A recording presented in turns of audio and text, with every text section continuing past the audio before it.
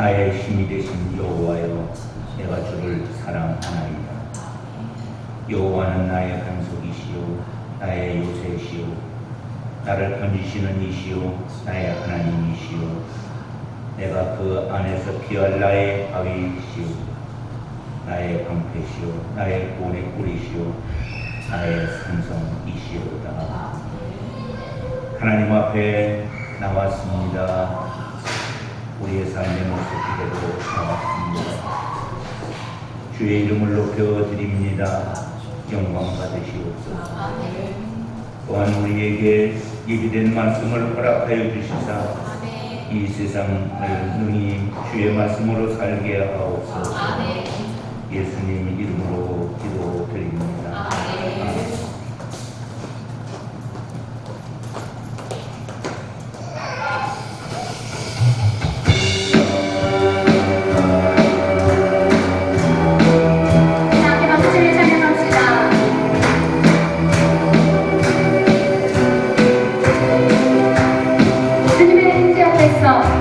주님의 임재 앞에서 권능을 하게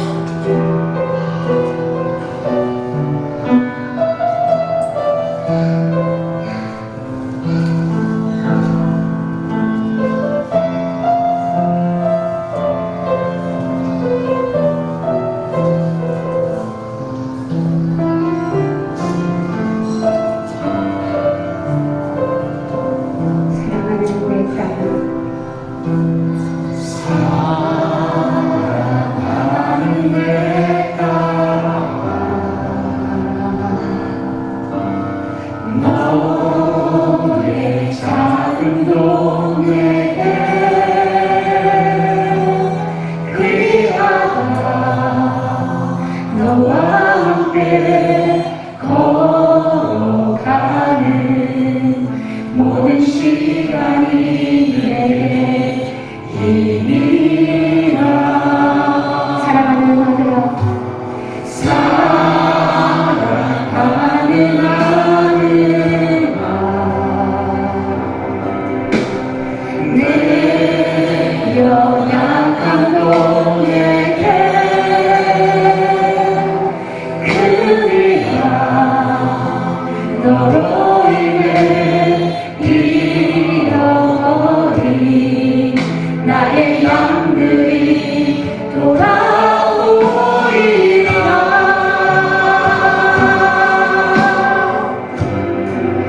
조금 느릴 때도 기다려 주겠니. 조금 더 늦을 때도 믿어줄 수 있니. 내가 가는 그 길 절대 헛되지 않으니 나와 함께 가자. 앞뒤 보이지 않아도 나 안아주겠니. 이해되지 않아도 사랑해주겠니. 너의 눈물의 기도 잃지 않고 있으니 나의 열심으로 이끌라.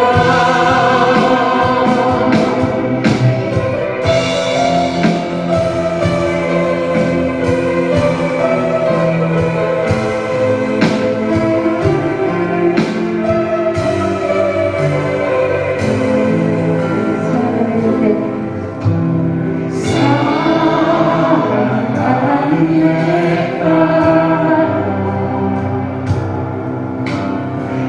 너의 작은 동에게 귀하다 너와 함께 걸어가는 모든 시간이 내게 힘이라. 사랑하는 아들아, 사랑하는 아들아,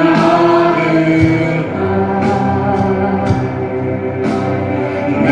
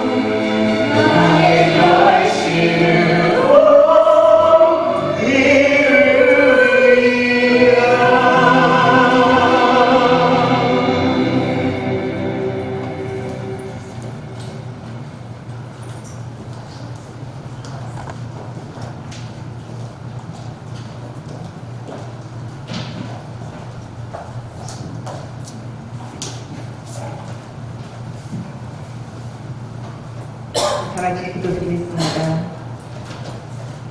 지난 한 주간도 부족하고 연약한 저희들을 보호하여 주시고 성령 안에서 인도하여 주셨음에 감사를 드립니다.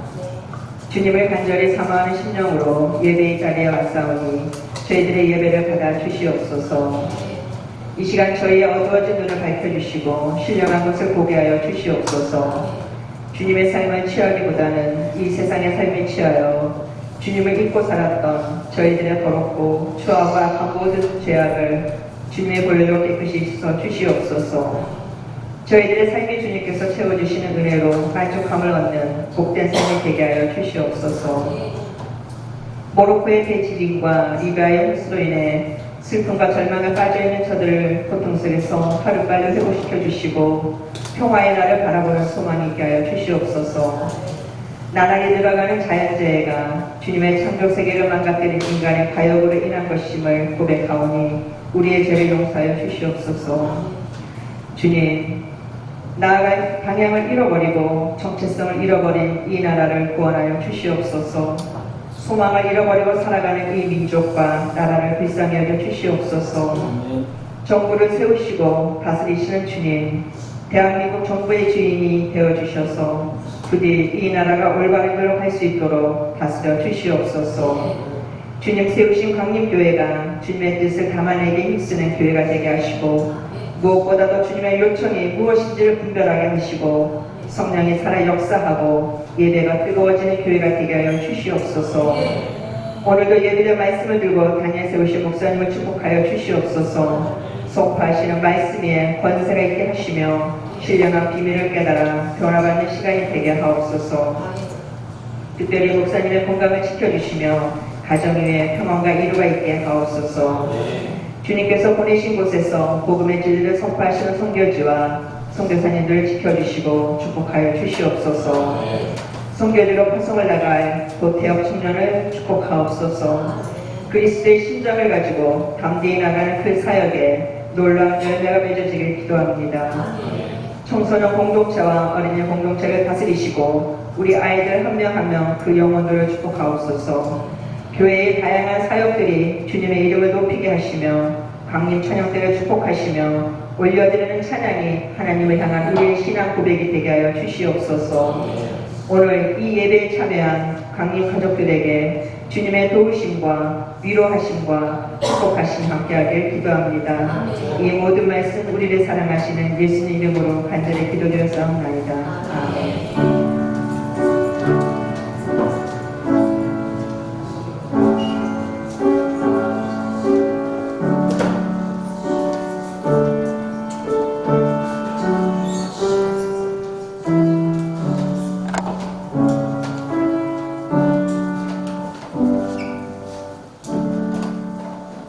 할렐루야.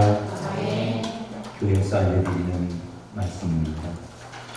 오늘 2부 예배를 마치는 좋으신 하나님 끝나면 즉시 임시임원으로 모이겠습니다. 이번의 안건은 광고 6번째가 주안건이 되겠습니다.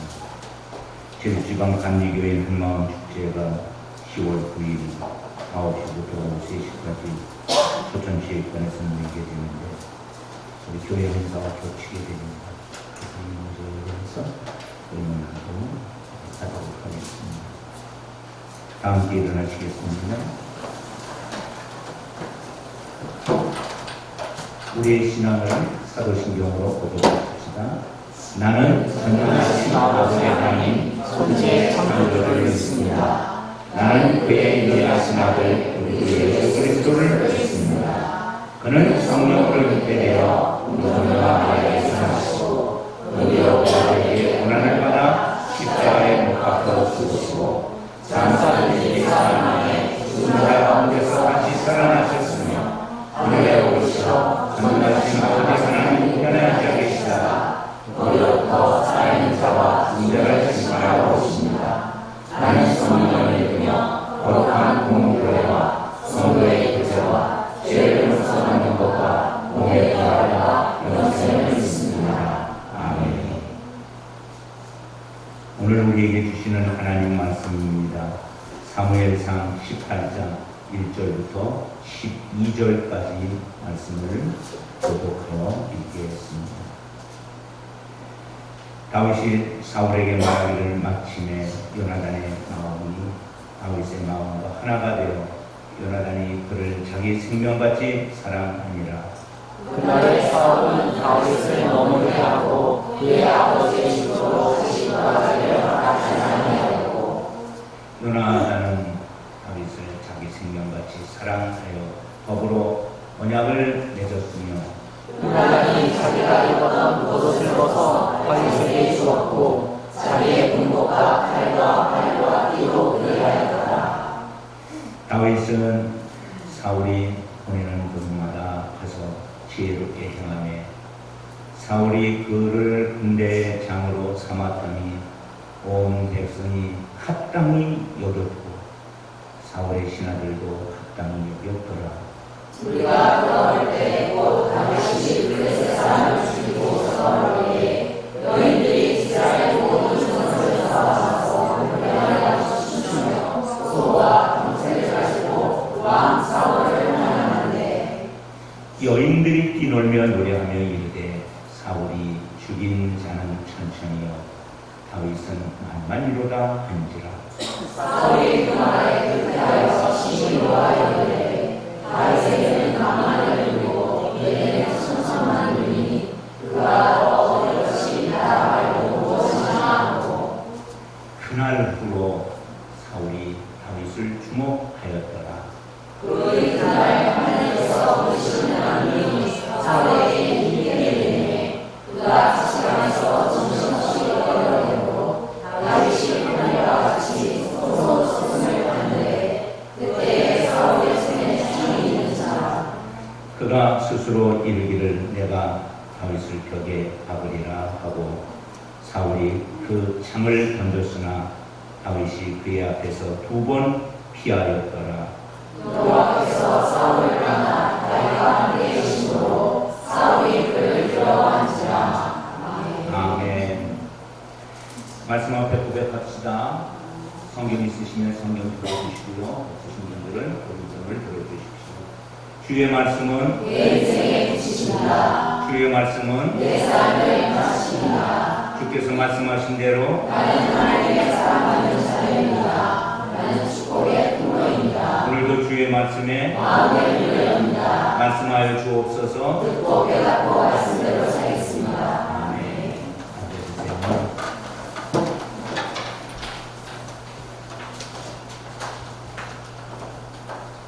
이 시간 먼저 여러분을 주의 이름으로 환영하고 축복합니다. 여호와께서 우리에게 큰 일을 행하셨으니 우리는 기쁘도다. 지난 한 주간도 여러분 앞에 있던 골리앗이 여러분의 믿음을 통해서 무너진 줄로 믿습니다. 이제 주의 이름을 선포합니다. 여호와 하나님은 주일에 주님께 나온 여러분들에게 복을 주시고 지켜주시기를 원하십니다. 여호와 하나님은 감사하는 마음으로 앉아있는 여러분들에게 얼굴을 비추사 은혜 베푸시기를 원하십니다. 여호와 하나님은 주의 은총을 구하는 여러분들에게 얼굴을 향하여 드사 평강 주시기를 원하십니다. 이것이 바로 오늘 우리를 향하신 하나님의 마음인 줄로 믿습니다. 지난 주일에 사무엘상 17장을 다루었습니다. 그러면서 이런 구제를 다뤘습니다. 다윗에게 찾아온 기회. 소년 다윗이 아버지 심부름으로 전쟁터에 형들을 면하여 갔다가 거기서 운명적으로 골리앗을 만나게 됩니다. 골리앗은 이스라엘 군대를 향하여 하나님과 이스라엘을 모욕하면서 1대1로 싸우자고 합니다. 아무도 나서지 못하고 40일 동안 그렇게 이스라엘은 기가 죽어 있었을 때 다윗이 나섰습니다. 기회란 무엇일까요? 전쟁터가 기회입니다. 골리앗이 기회입니다. 아멘. 문제는 찾아온 기회를 승리의 발판으로 삼아야 할 줄로 믿습니다. 문제는 기회를 선용할 준비가 되어 있느냐 하는 것입니다. 사무엘상 16장 18절에 다윗을 추천한 사람이 다윗에 대해서 세 가지로 말했죠. 수금을 잘 타는 사람, 지적 동기입니다. 그러나 다윗에게는 이후에 쓰임받을 동기가 있었어요. 그게 무엇이냐면 용기가 있고 무용기 있고 구변이 있는 준수한 청년이었다는 것입니다. 그리고 더 중요한 거예요.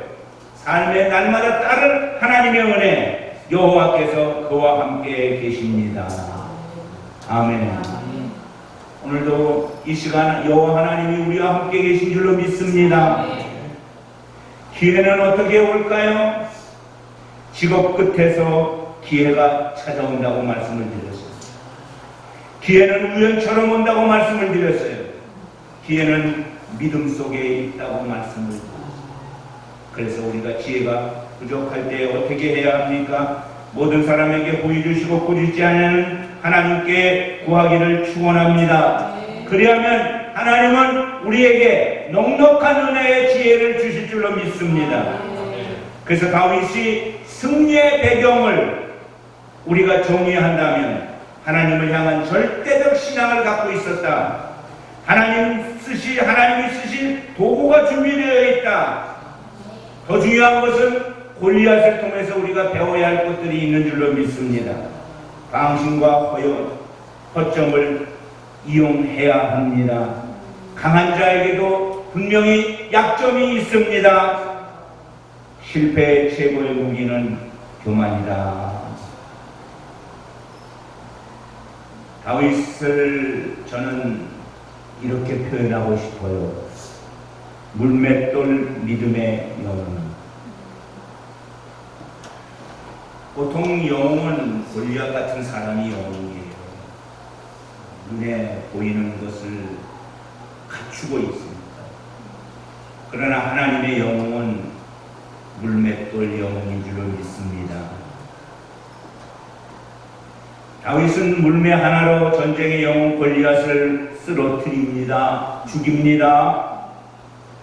그런데 여러분, 말씀을 준비하다가 이런 묵상이 됐어요.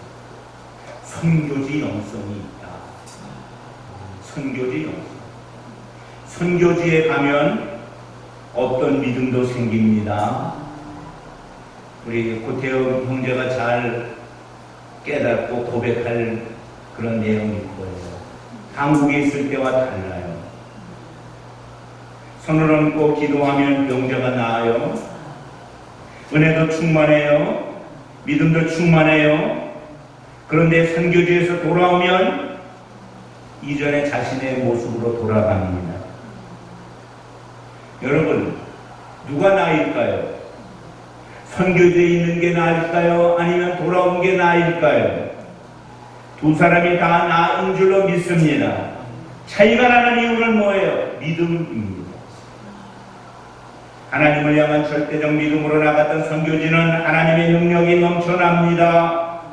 돌아온 나는 그 믿음을 유지하지 못합니다. 실망할 필요가 없습니다. 왜냐하면 믿음을 끌어올리든지 선교지도 가든지 지금 나를 받아들이면 되는 줄로 믿습니다. 다윗의 선교지는 전쟁터였고 골리앗이었습니다. 그래서 그는 남다른 믿음을 소유한 자처럼 보였습니다. 그리고 실제적으로 그 믿음이 소유되어 있습니다. 만일 다윗이 잘못된 태도를 가졌었다면, 즉 나는 원래 능력자야 하는 만용을 가졌다면, 아니 나는 물매 실력을 의지해 물매 던지는 것이 내게는 최고야 라고 했다면 그는 결국 골리앗이 되고 말았을 것입니다. 그러나 다윗에게는 누구에게도 찾아볼 수 없었던 다윗만의 믿음이 있습니다. 하나님을 향한 절대 믿음인 줄로 믿습니다.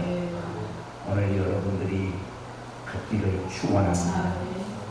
여러분들이 이 믿음의 소유자가 되기를 축원합니다. 자, 본문 말씀 사무엘상 18장 1절로 12절 말씀으로 여러분을 인도하도록 하겠습니다. 오늘 본문은 3개의 문단으로 구성되어 있습니다. 첫째는 징집되어 왕궁에 머무르는 다윗. 두 번째는 요나단과의 우정 부분입니다. 세 번째는 다윗이 승리하고 들어오는 퍼레이드에서 여인들의 환영이 있습니다. 네 번째는 사울에게 임한 악신과 창을 피한 사건이 기록되어 있습니다. 오늘 이 시간 이 4개의 주제를 하나씩 다루어가며 은혜를 나누고자 합니다. 첫째, 징집되어 왕궁에 머무르게 되는 다윗입니다. 1절을 건너뛰고 2절을 읽도록 하겠습니다. 다 함께 2절을 읽도록 하겠습니다. 그 날에 사울은 다윗을 머무르게 하고 그의 아버지의 집에서 다시 돌아가기를 허락하지 아니하였고, 전쟁에서 골리앗을 죽였지만 다윗은 전쟁에 참가할 군인의 나이가 차지 아니한 사람입니다. 그러나 사울 왕은 다윗의 용망함을 알고 그를 징집하는 것, 집으로 돌려보내지 않고 자신의 곁에 두는 거예요. 그런데 다윗이 얼마나 놀라운 은혜를 하나님으로부터 입었는지 18장 5절에 보니까 다윗은 사울이 보내는 곳마다, 즉 전쟁터에마다 그가 가는 곳은 가서 지혜롭게 행하며, 사울이 그를 군대의 장으로 삼았으니, 그래서 지혜롭게 행하는 거 보면서 군대의 장, 백부장을 삼았다. 그리고 그 백부장이 됐다는 것을 온 백성들은 다 합당히 여기고 잘했다. 사울의 신하들도 합당히 여겼더라. 여기에 하나님의 은혜가 개입된 줄로 믿습니다. 하나님은 골리앗을 죽인 이후에 지휘관이 되게 하셨고, 전쟁을 또 겪게 하셨고, 차기 왕이 될 훈련을 하나하나 시켜가는 줄로 믿습니다. 우리가 지금 총 제목으로 다루고 있는 것이 뭐냐면 다윗 왕의 수업입니다. 왕의 수업이 무엇일까요? 오늘 왕의 수업은 요나단과의 우정과 왕의 미움을 어떻게 극복해 가고 있는가 하는 것입니다. 다윗에게는 리더십이 뛰어난 것 같습니다. 그는 지혜롭게 행했고 온 백성에게 인정을 받았고 사울의 신하들에게도 인정을 받았습니다. 두 번째, 요나단과의 우정입니다. 사실 단어 선정에 약간의 문제는 있습니다. 그러나 대부분의 설교자들이 요나단과 다윗의 관계를 우정이라고 풀어놓고 있습니다. 그래서 저도 그냥 우정이라는 단어를 썼습니다. 18장 1절입니다. 같이 읽겠습니다. 다윗이 사울에게 말하기를 마침에 요나단의 마음이 다윗의 마음과 하나가 되어 요나단이 그를 자기 생명같이 여겼더라. 다윗이 사울왕에게 이야기하고 있는 그 모습을 옆에서 왕자 요나단이 듣고 보고 있습니다. 요나단 마음이 다윗의 마음과 하나가 됩니다. 하나가 된다는 말은 마음이 끌렸다는 것입니다. 다윗을 좋아하게 되었다는 것입니다. 그래서 다윗을 자기 생명 즉 목숨처럼 사랑하게 되었다. 아멘. 여러분, 말씀의 제목이 요나단과 다윗의 우정이지만 두 사람의 차이는 너무 많이 납니다. 첫째, 나이 차이가 있습니다. 주석학자들의 주석을 보면 나이가 30살 정도 차이가 난다. 두 번째, 신분상 차이가 있습니다. 요나단은 당시 이스라엘을 다스렸던 사울왕의 장남입니다. 다음 고위를 이을 왕이 될 사람입니다. 반면에 다윗은 베들레헴 사람 이새의 8번째 아들로서 들판에서 양을 치는 목자였고 지금 군대에 징집되어 백부장이 된 사람입니다. 군주사회에서는 요나단은 군주고 다윗은 종입니다. 신분상의 차이가 있습니다. 정치적으로는 대립관계를 갖는 사이가 되어버리고 말 것입니다. 말씀을 드린 대로 사울왕의 뒤를 이어서 요나단은 왕이 될 세자였습니다. 다윗은 전쟁터마다 승리함으로 자기 백성들의 지지를 받으며 지도자로 부상되고 있습니다. 그래서 두 사람은 대관계를 가질 수 있는 조건이 있음에도 불구하고 하나님의 은혜로 두 사람은 우정을 쌓게 된 줄로 믿습니다. 그래서 3절로 4절에 보면 이렇게 우리에게 말씀을 주고 있습니다. 요나단이 다윗을 자기 생명같이 사랑하고 더불어 언약을 맺었으며 요나단이 자기가 입었던 겉옷을 벗어 다윗에게 주었고 자기의 군복과 칼과 활과 띠도 그러하였더라. 아멘. 요나단과 다윗 사이에 언약을 맺었다. 언약을 맺었다는 말은 의형제 관계를 맺었다. 형님 동생이 되었다는 거예요.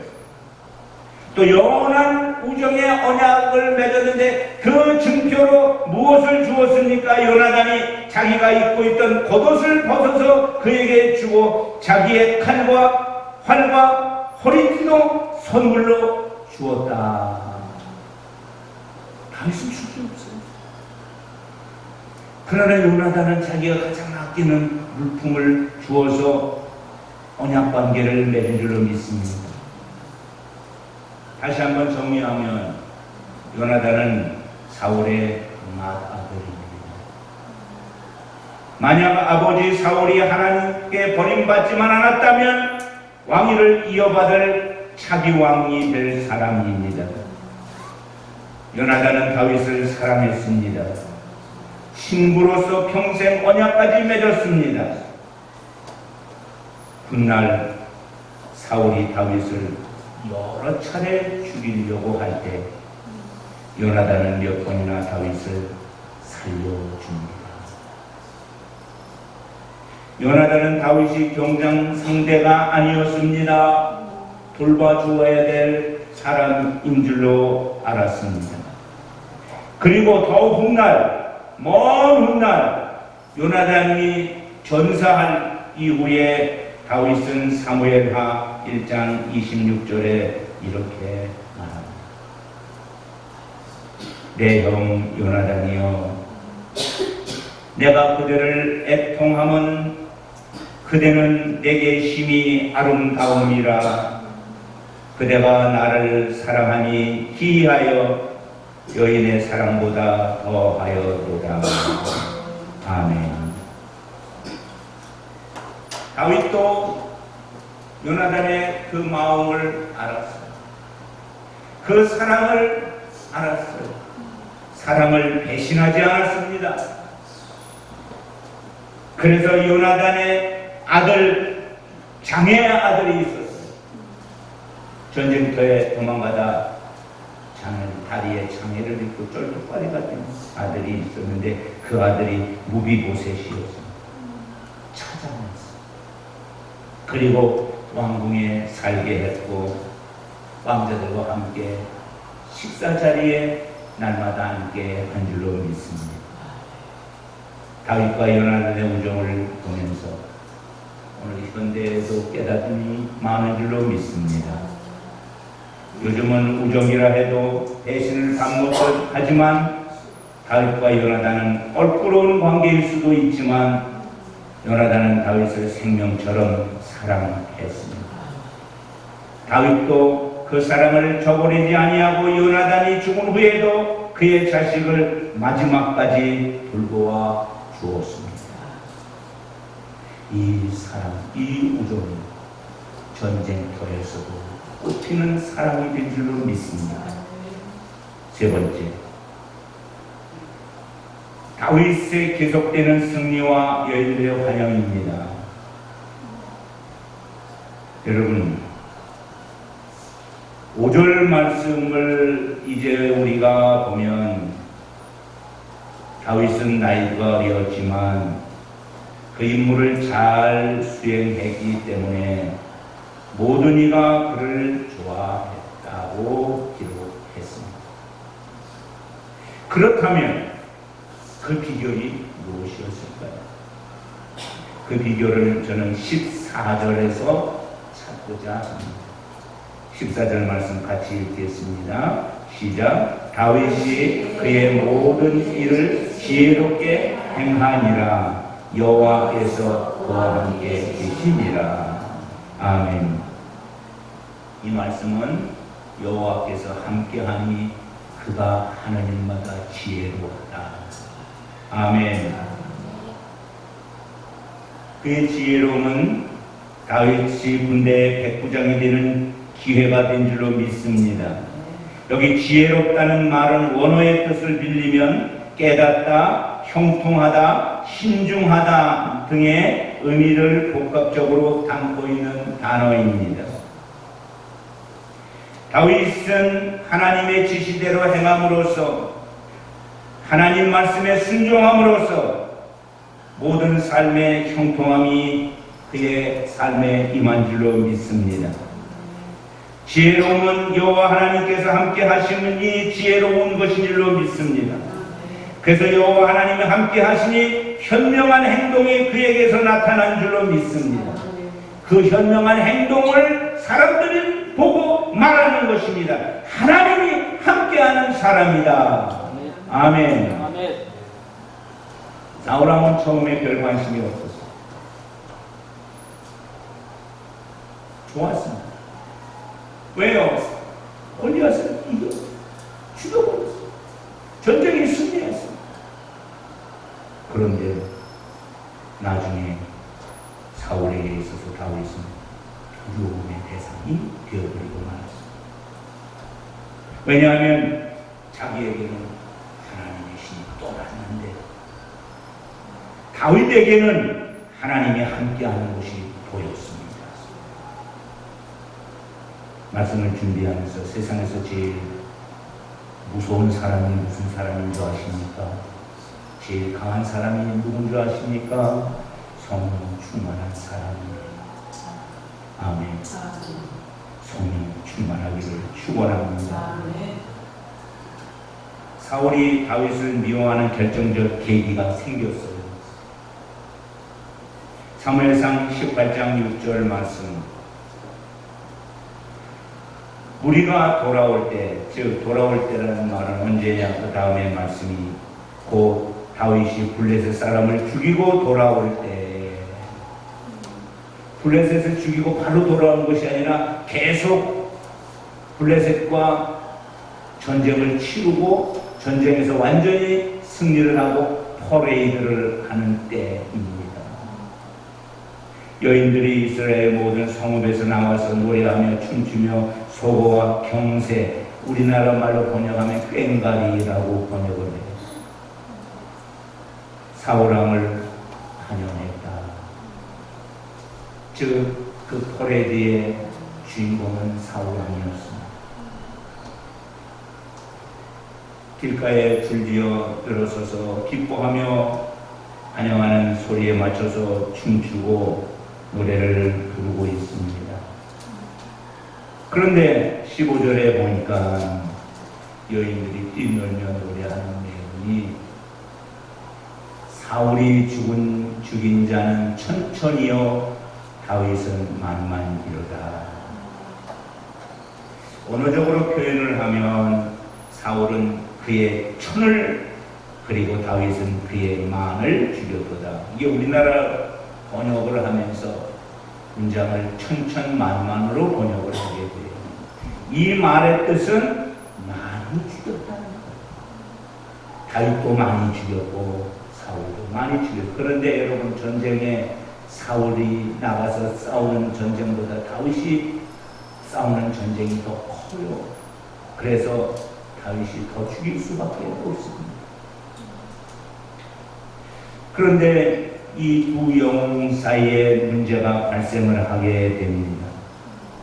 그 문제는 무엇일까요? 18장 8절에 사울이 그 말에 불쾌했다. 그리고 심히 화가 났다. 다윗에게는 만만을 돌리고 내게는 천천을 돌리다니, 그러면 결국은 어떻게 될 것이냐?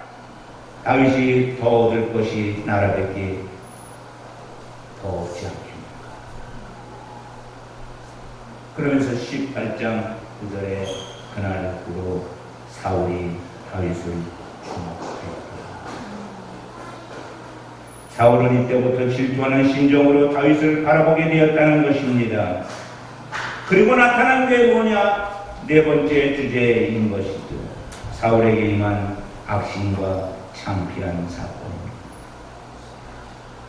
사울은 할수록 다윗을 미워하였습니다.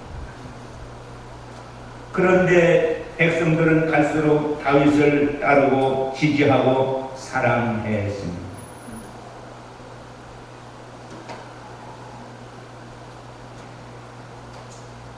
그런데 어느 날 18장 10절이 일어났습니다. 같이 읽어봅시다. 시작. 그 이튿날 하나님께서 부리시는 악령이 사울에게 힘있게 내림에 그가 집 안에서 정신없이 떠들어대며 다윗의 형과 같이 손으로 수금을 타는데 그때 사울의 손에 창이 있는다. 사울을 지배하는 게 악령입니다. 지금까지는 악령이 임할 때 다윗이 수금을 타면 악령을 제어했어요. 근데 지금은 어떻게 악령이 임했을까요? 힘있게 내렸다. 강력한 악령의 역사가 나타났다. 그래서 집안에서 정신없이 떠들어대고 다윗은 평일과 같이 손으로 수금을 타는데 그때 사울의 손 근처에 창이 있었다. 18장 11절에 보니까는 그가 스스로 말하기를 내가 다윗을 벽에 박으리라. 이성이 마비됐어요. 자기 이성을 통제할 수가 없었어요. 그래서 감정, 미움의 감정만 크게 드러나게 했어요. 그래서 그는 생각했어요. 저 다윗을 죽여버려야 돼. 그리고 옆에 창 있는 그 창을 들어서 다윗을 향해 던져버렸어요. 피했어. 창을 피해서 창피한 사람이 됐어요. 또 던졌어요. 창이 2개가 나가요. 3개가 아니라 얼마나 감사합니다. 두 번째 또 창을 집어던졌는데 또 피하게 된 줄로 믿습니다. 창피한 은혜를 하나님이 주신 줄로 믿습니다. 악령에 사로잡힌 사울의 모습과 여호와의 영이 충만한 다윗의 모습이 얼마나 대조됐는지 모릅니다. 이때부터 두 사람의 관계는 멀어져가기 시작합니다. 아니, 두 사람의 관계가 먼 게 아니라 사울이 다윗에게 멀어져 있습니다. 18장 12절 말씀 읽도록 하겠습니다. 시작. 여호와께서 사울을 떠나 다윗과 함께 계심으로 사울이 그를 두려워한다. 아멘. 여러분 꼭 기억하십시오. 어떤 상황 상황에서 하나님의 영이 떠나지 않기를 축원합니다.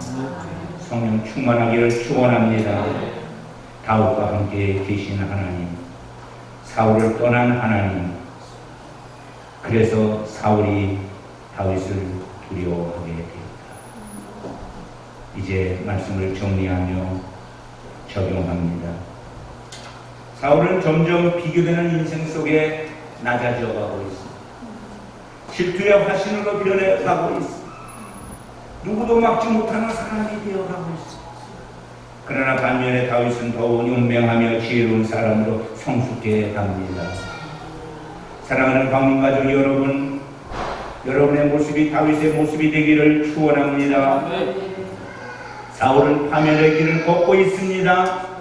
그러나 다윗은 비록 모진 고난의 길을 걷고 있지만 복과 성공의 길을 걷고 있는 줄로 믿습니다.